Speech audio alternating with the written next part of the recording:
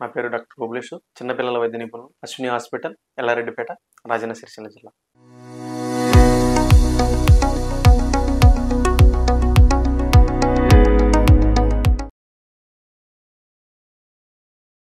ముఖ్యంగా వర్షాకాలంలో డెంగ్యూ జ్వరాలు అనేటివి చాలా ఎక్కువగా వస్తాయి.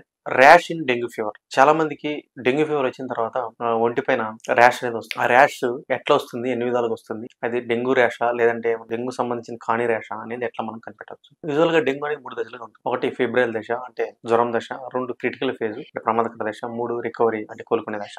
ఈ డెంగ్యూ ఫీవర్ ర్యాష్ అనేది మ్యాక్యులర్ ఆర్ మ్యాక్యులో పేపర్ ఎరిథమాటస్ ర్యాష్ అంటే ఒంటి పైన ఎర్రగా ఏదో పూత పూసినట్టు ఉంటుంది. ఇది యూజువల్ గా జ్వరం దశ ఫిబ్రవరి ఫేజ్ లో ఎక్కువగా వస్తుంది. ఈ జ్వరం తగ్గిన తర్వాత వచ్చేటువంటి ఇంకో రకమైన ర్యాష్ ఉంది.